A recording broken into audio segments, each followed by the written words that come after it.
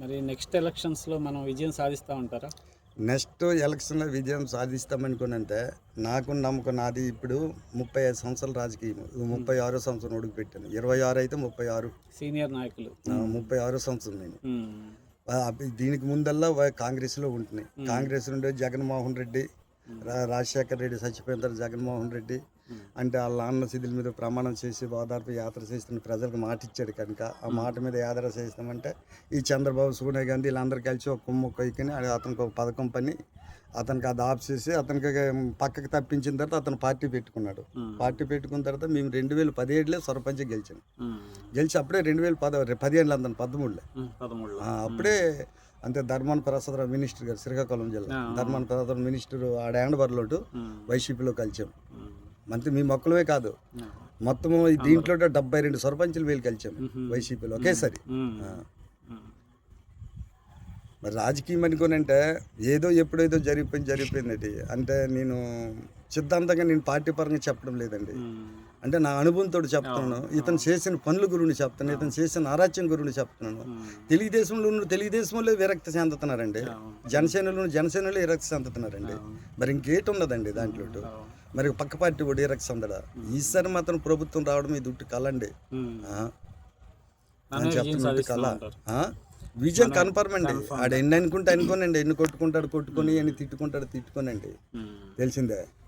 లేకపోతే ఏదో ఎక్కడెక్కడ అంత దౌర్జన్యం రిగ్గింగ్ చేసేస్తే చెప్పలేం. కానీ నీట్గా ఓటు వేయాలంటే లైఫ్లో మళ్ళీ సీఎం కావాలంటే కాదు. ఇప్పుడే కదా లైఫ్ సీఎం కావాలంటే కాలేడండి.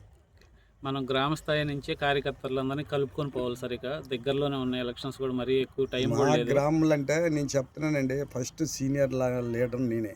నేను సీనియర్ లీడర్ అంతే. తెలుగుదేశంకు ఫస్ట్ ఎదిరించి పోరాడినోడు నేనే. ఇక్కడ ఈ మండలంలో ఈ 4 మండలాలు ఎవరికి అడిగి చెప్తారు. హరిపురం తిప్పన కృష్ణారెడ్డి అంటే ఎలాంటి క్యాండిడేట్ ఎలాంటి లీడర్ అంటే మీకు చెప్తారు. మన పార్టీ వాడు నేను చెప్తున్నా చూడు, మన పార్టీ వాడు ఒక ఎంపీటీసీ కానీ, జడ్పీటీసీ కానీ, ఒక ఎంపీపీ కానీ, ఒక సర్పంచ్ కానీ, ఒక ఎమ్మెల్యే స్థానం ఉన్నోడు కానీ తప్పు చేస్తే మాత్రం నేను అడిగితాను. ఎంతమందిలో నేను అడిగితాను. అందుకే మిమ్మల్ని కలిసి అది నా పుట్టుకతోటి వచ్చింది. అది అవినీతి మాట్లాడను, అవినీతికి పోను, ప్రభుత్వంతో ఒక రూపాయి నేను తిన్నాను. నా సిద్ధాంతం అది. కొన్ని ఈ 4 మండలాలు ఎవరికి అడగండి. నాకైనా ఒక అడిగితే మీకు తెలియదు. ఇంపార్టెంట్ లీడర్లు ఎవరు అంటారు ముందు ఎంపీటీసీలు జడ్పీటీసీలు చేస్తున్నారు, వాళ్ళకి అడగండి. హరిపురం తిప్పరం కృష్ణారెడ్డి ఎలాంటి లీడరు, ఎలాంటి క్యాండిడేట్ అని మీ గురించి చాలా మంచిగా చెప్పారు. కాబట్టి నేను పొద్దున్న నుంచి మీకోసం వెయిట్ చేసి ఇప్పుడు ఈ టైంలో వచ్చి కలిసాను సార్, ఏమనుకోవద్దు.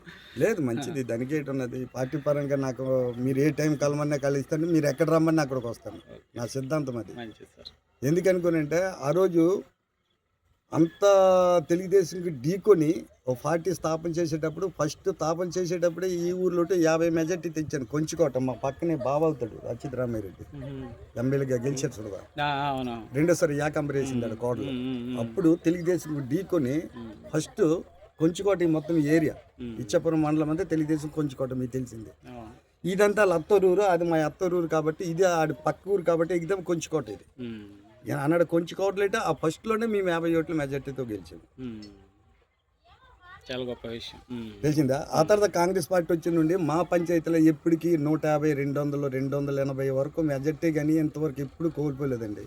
మొన్న 2024లో మా మీదకి 80 మెజార్టీలకు వెళ్ళిపోయిందండి. నాకైతే మరి ఇంతంత బాధ కాదు. నా లైఫ్లో ఇన్ని సంవత్సరాల సర్వీస్లో ఇంత మెజార్టీ వెళ్ళలేదురా. జనాలు ఇక్కడ పార్టీ పరంగా పెరిగిన కొలు దేయటం మెజార్టీ వెళ్ళిపోయిందండి.